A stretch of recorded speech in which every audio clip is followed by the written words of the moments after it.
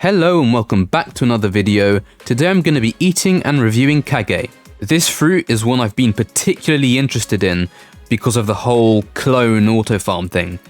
So I'm curious to see if this lives up to my very high expectations. Just so you know what I'm working with, I've put 468 stat points into fruit. Anyway, without further ado, let's go and test this thing out. So the first skill is Bat Tornado. The AoE is good, but the damage isn't that impressive. This isn't the kind of fruit skill that you would just use by itself to do damage. Instead, I recommend you use it as an M1 combo extender. Like I said, it's nothing amazing by itself, it's just a basic extender move. Do 5 M1s while running forward, and then just press E. And you can follow that up with any moves you want. So the Shadow Trap is a stun, and there are many useful ways to use this skill. It's very good for wall combos, for example. Right now I'm trying to block, but I can't. And he could extend the combo for a lot longer if he wanted to. So yeah, this skill can be really dangerous in the hands of a PvP player who knows infinite combos. Good for any type of combo in general, and it works particularly well with the Z ability.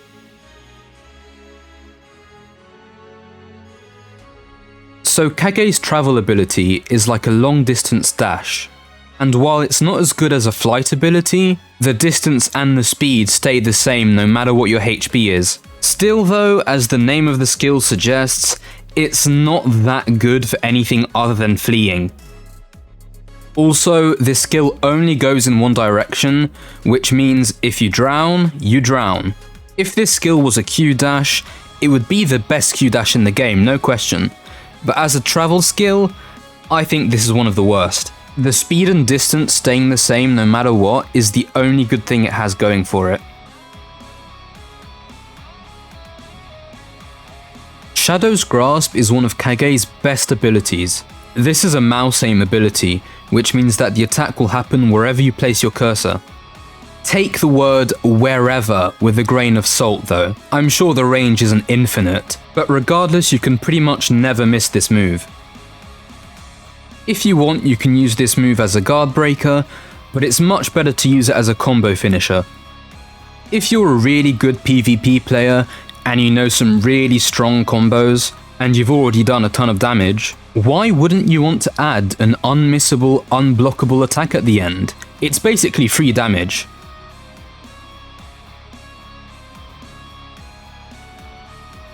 Burrowing Shadows is essentially a dash skill. Instead of trying to run to your opponent while M1ing them, you can just dash to them when they ragdoll. The range is a lot longer than you think, by the way. This is just a free combo extender. This skill can be really helpful for people who aren't particularly amazing in PvP and struggle with the running while M1ing at the same time thing. It just makes things easier. You can also use this skill to push people into the corner of the wall, follow it up with that really nasty Shadow Trap combo, and if you have a stunning item like Bal's Head, the Soul King's Violin or Candy Cane, you can vaporize people's HP. Now, I haven't tried Mochi yet, but until proven otherwise, Silhouette's Assault is the most brain-dead ult in the game. Fighting a Kage user who spawned their Silhouette is essentially the same thing as being in a 2v1. If the Kage user you're fighting is already really good at PvP, and then they spawn a Silhouette to help them out, GG. If you just want to do friendly PvP, you might want to avoid using the Silhouette because the Silhouette has a mind of its own, and it will grip your friend. The only slight issue with this skill is that it uses moves completely randomly, and it might ruin some of your combos. But let's be real, it's so overpowered it doesn't matter. So Kage is decent in farming, and notice how I said decent. I didn't say bad, I didn't say great, it's just decent. The cooldowns are a lot better than poor, the damage is okay, but if you summon your clone, like I said, it has a mind of its own. If you summon your clone inside a big building with loads of different areas, which is exactly what I've done here, it kind of just runs off and picks its favorite NPC. Now it can be good because it's farming NPC for free for you, and if it's attacking the ones you need for the quest, then that's good, but it can also decide to randomly teleport to NPC that don't count towards your quest, while draining your stamina. So the silhouette can be an advantage, but it can also be a liability. So that's why if you're farming with Kage, it's best to find a quest that's outside and where all the NPC in that area are the same. But if you're using attacks and you're using your clone as well, your stamina will drain really quickly. Look how quickly it's going down, jeez. Now the obvious solution to this is, well, don't use your clone then. But if you don't, it goes slower, so I kinda have to. The E skill AoE is good for farming, but the damage isn't great. I'm just gonna stick by what I said earlier. It's not bad for farming, it's not great, it's just decent, it's good, it's alright. In ship farming, on the other hand, it is not alright. Shadow's Grasp flings ships away in the other direction, which gives them more distance to fire more cannonballs at your ship. Not good. Shadow Trap isn't good on moving targets, because, I mean, well, look.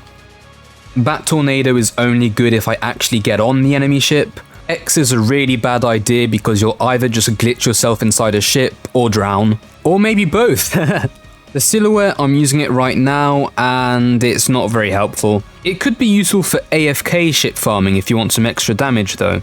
Now, Kage in dungeons, this is what everyone talks about. You can summon the silhouette and literally go AFK for ages while the silhouette does all the work for you.